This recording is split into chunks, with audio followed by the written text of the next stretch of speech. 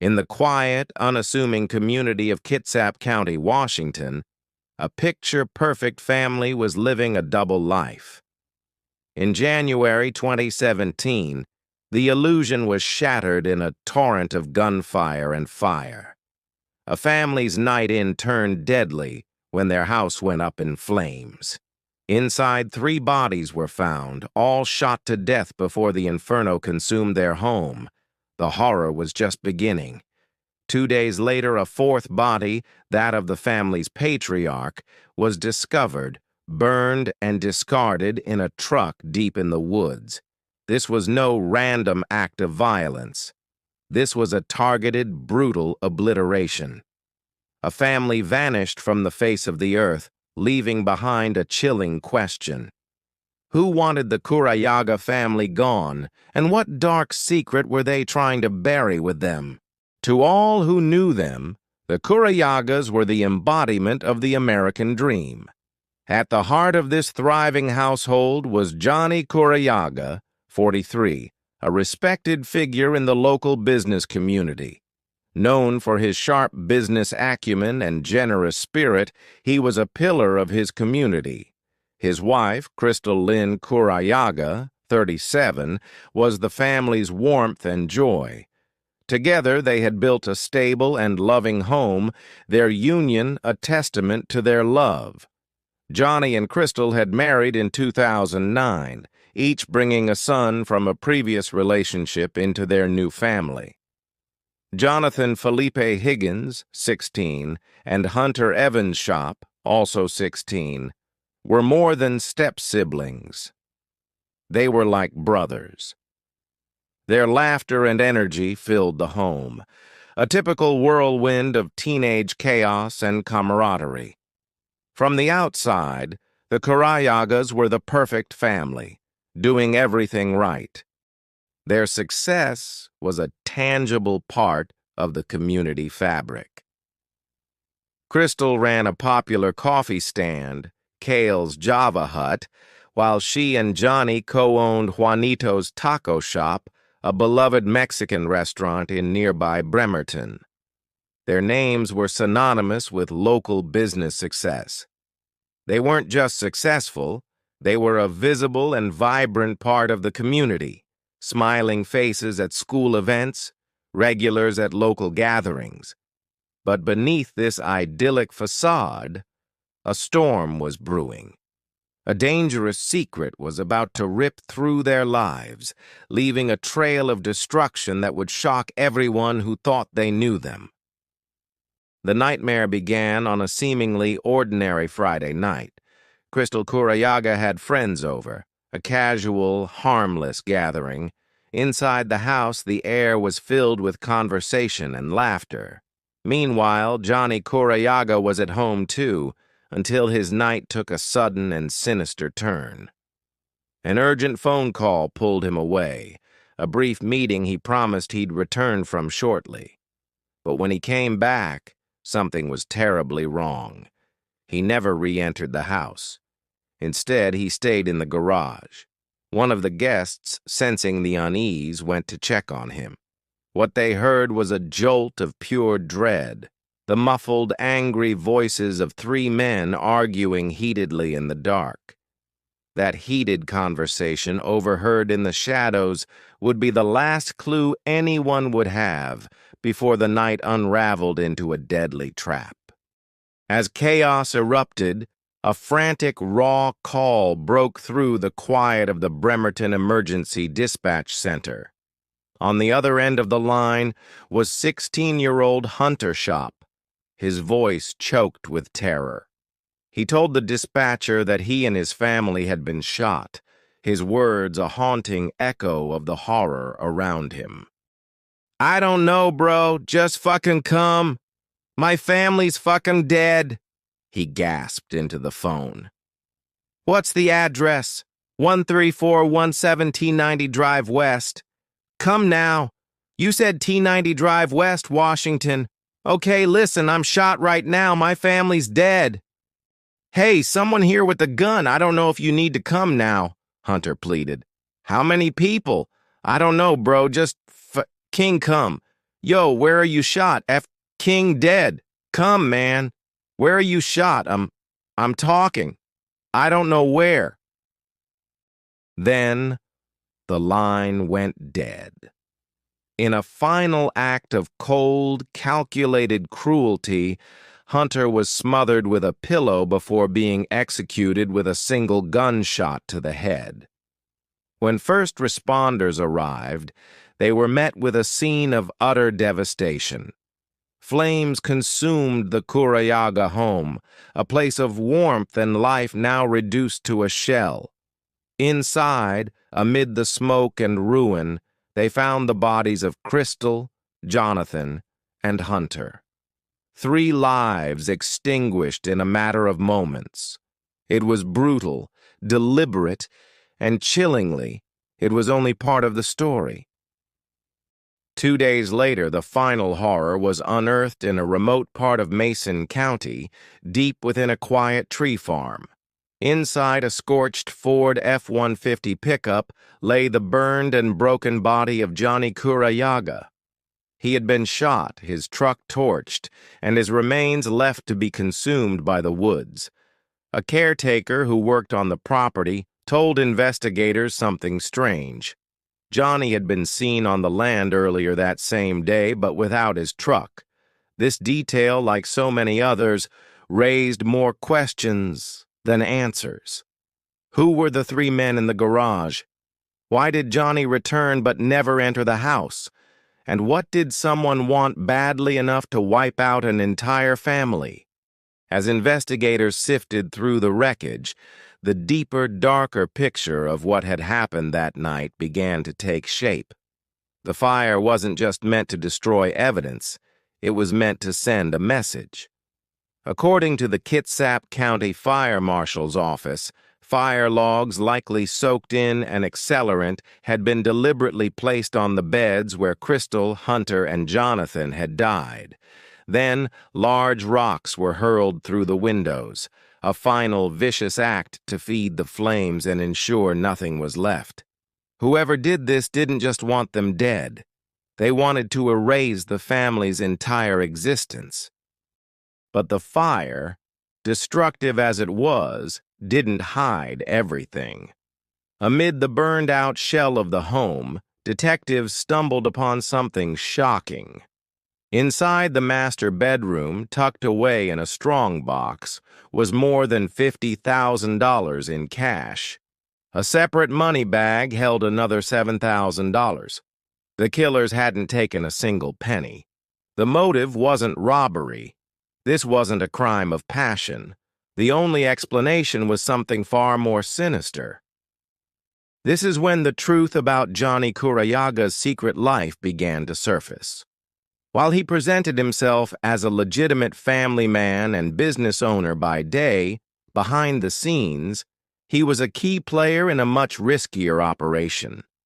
According to law enforcement, Johnny was involved in a lucrative cocaine trafficking ring, reportedly smuggling kilos from California every few months to distribute in Kitsap County. And that secret, a betrayal of a dangerous and powerful organization, may have cost his entire family their lives. Detectives and FBI special agents eventually landed on a chilling theory. This was a hit. A brutal, calculated execution carried out by members and associates of the Bandidos Motorcycle Club. To understand the motive behind the Careaga murders, you have to understand the Bandidos. They are not just a group of motorcycle enthusiasts, they are an international outlaw motorcycle club, classified by federal agencies as a criminal organization. In their world, loyalty is everything, and betrayal, real or perceived, is a death sentence. The Bandidos, with 14 chapters in Washington state alone, are known to be deeply involved in violent crime and drug trafficking. In fact, some of the people buying cocaine from Johnny Careaga were patched members of the Bandidos Bremerton chapter. Authorities in many countries view the Bandidos as a dangerous criminal enterprise linked to a wide range of crimes, including extortion, prostitution rings, drug trafficking, and murder.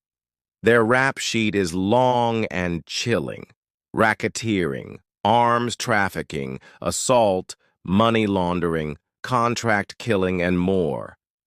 The club's violent history is well documented. A 16-month investigation in the 1980s involving the FBI, DEA, and ATF resulted in the arrest of 13 members on drugs and weapons charges. In 2000, a deadly shootout broke out between the Bandidos and a rival gang, the Iron Horsemen, at a motorcycle rally, a conflict fueled by a drug dispute. In 2005, 32 members and associates from Washington and Montana were indicted on serious charges, including conspiracy to commit murder and witness tampering. The Bandidos operate under a strict code of silence and control.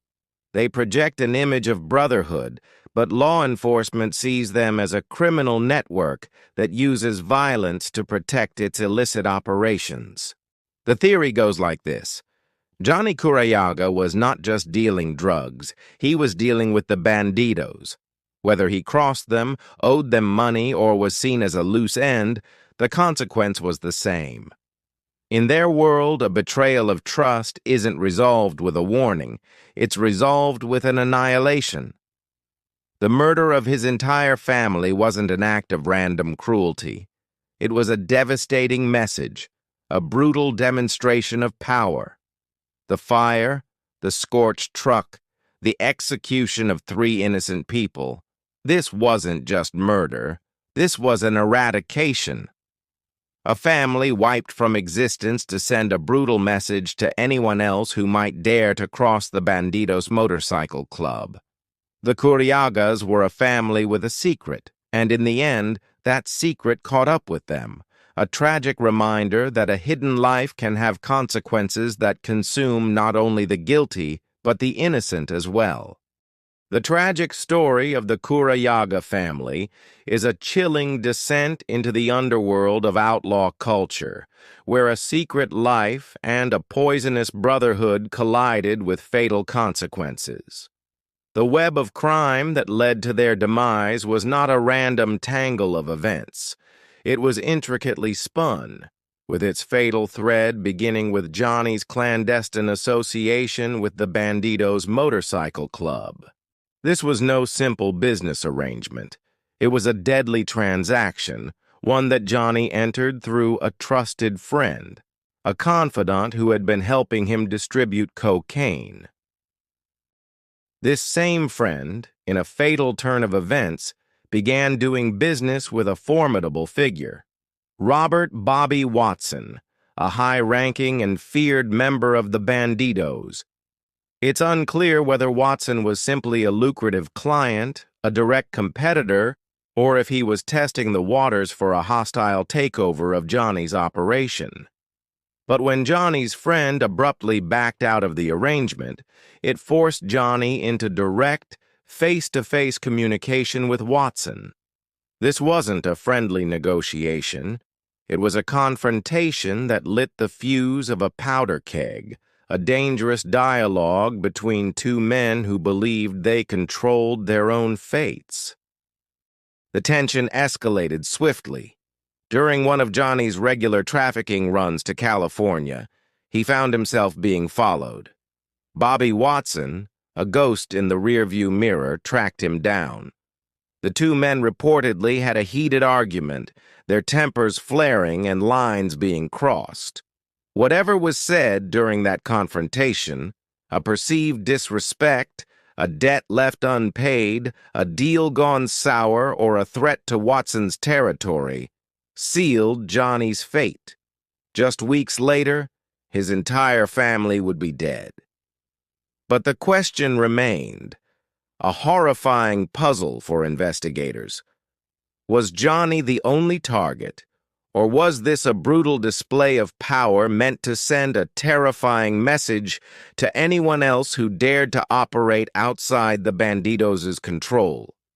The man allegedly holding the trigger was Bobby Watson, the vice president of the Bandidos' Bellingham chapter and the suspected mastermind behind the massacre. Yet, even within the club, his actions were met with dissent. When fellow Bandidos members questioned him about the killings, Bobby gave conflicting, evasive answers, as if he couldn't keep his story straight, a sign of his own inner turmoil or perhaps a chilling arrogance. The sheer savagery of the crime, the brutal murder of women and children, crossed a line even for some hardened criminals. The president of the Bellingham chapter openly condemned the killings, cooperating with law enforcement and drawing a clear distinction between the club's code of conduct and a descent into pure, senseless brutality. The Bandidos' code may be murky, filled with violence and retribution, but the slaughter of an entire family was a boundary no one, not even in their world, was supposed to cross. It was an act of cold-blooded cruelty that shook even those accustomed to bloodshed. The web of betrayal didn't end with Bobby Watson. Two other names emerged as key suspects, pulling the curtain back on a network of complicity and deceit. Johnny James Watson, Bobby's younger brother, and Danny J. Kelly, Jr. Johnny Watson, a Bremerton resident, had no direct ties to the Bandidos, a fact that made his alleged involvement even more sinister. His blood relation to Bobby placed him under immediate suspicion. What did he know? What was his role, if any, in the massacre? Was he a reluctant accomplice, forced into a monstrous plan by his domineering brother, or was he a willing participant in the horror? The most tragic and gut-wrenching twist, however, came with Danny Kelly. Kelly wasn't a full-fledged Bandido, but was a hang-around, a prospect hoping to earn his patch. His ticket into the inner circle, his ultimate goal, was none other than Bobby Watson himself. What made his alleged involvement so shocking was his history with the Careaga family. Years earlier, Danny Kelly had been one of Johnny's closest friends, a bond so strong that Johnny had chosen him to stand beside him as his best man on his wedding day. It was a brotherhood that should have lasted a lifetime, sealed by a public declaration of trust and friendship. But something went sour. Their friendship soured after Johnny accused Danny of stealing from him, a betrayal that seemed to sever whatever trust was left between them. This wasn't just a story of a business deal gone wrong. It was a story of bonds built on lies, brotherhoods poisoned by greed, and a loyalty that was ultimately wrapped in bullets. The tragedy was not just the crime, but the perversion of human relationships that made it possible. After years of relentless pursuit, the pieces of the Careaga family puzzle finally clicked into place. Law enforcement formed a dedicated task force, a high-stakes mission fueled by the urgency to hold those responsible accountable for the devastation they had wrought. The net tightened, and on June 22, 2022, 5 years after the murders, the three men believed to have orchestrated and executed the attack, Danny Kelly, Jr., Robert Bobby Watson, and Johnny Watson, were taken into custody. Their names, once whispered rumors in the dark corners of the criminal underworld, now echoed through the halls of the Kitsap County Jail. Despite the mounting evidence, all three men pleaded not guilty to a staggering list of felony charges, including aggravated murder, arson, and burglary. The weight of 16 felony counts hung over each of them like the sword of Damocles. A judge, recognizing the gravity of their alleged crimes, ordered that none of the three be granted bail. They were stripped of any right to possess firearms, alcohol, or drugs unless medically necessary, and the court forbade any contact between the men to prevent collusion. The system was determined to keep them isolated and under strict watch until justice could run its course. Then came the verdict that would finally close the darkest chapter in Kitsap County's recent history. In April 2024, after a grueling 5-month trial that exposed every gruesome detail of the crime, the court found Kelly and the Watson brothers guilty on a staggering 30 counts, ranging from first-degree premeditated murder to arson and other serious charges. The chilling nature of the crimes, the cold-blooded killing, and the deliberate destruction of the family home left no room for mercy. On May 7, 2024, the sentence was handed down: life imprisonment without the possibility of parole. No hope of freedom, no second chances. The Careaga killers would spend the rest of their lives behind bars, held accountable for shattering a family and ripping a community apart. For the investigators who had chased leads, endured dead ends, and pieced together every clue, it was a hard-earned victory. A grim reminder of the cost of violence, but a promise that justice, however delayed, would prevail. As the courtroom prepared for sentencing, the atmosphere was heavy with grief and emotion. Loved ones of the victims stepped forward to share their pain. Hunter Schaap's mother, Carly Schaap, brought a powerful and heartbreaking presence to the room when she placed an urn holding her son's ashes on a table next to his photo, a silent testament to the life that was stolen. 8 relatives spoke directly to the court, their voices raw with sorrow, not only sharing fond memories but also urging the judge to deliver the harshest penalties possible. They also thanked the jury for their tireless work. It was satisfying to be able to look at them in the eye and in their face and see these monsters, Carly said. You can sense the evil just by looking at them and being in the same room as them. The tragic story of the Careaga family is a haunting reminder of how deep pain can ripple far beyond the immediate loss, touching the lives of loved ones and entire communities. What began as a quiet life ended in unimaginable violence, fueled by a dark underworld most would rather not see. Even as justice was served with life sentences, the shadows left behind linger, and as the dust settles, it leaves you wondering how many more lives are quietly caught in the crossfire of secrets and violence we'll never fully understand. If you enjoyed diving deep into the shadows with us, don't forget to hit that like button, subscribe for more chilling stories, and share this video with fellow true crime fans. There's always more to uncover. Right here on Into the Crime Depths. See you in the next case.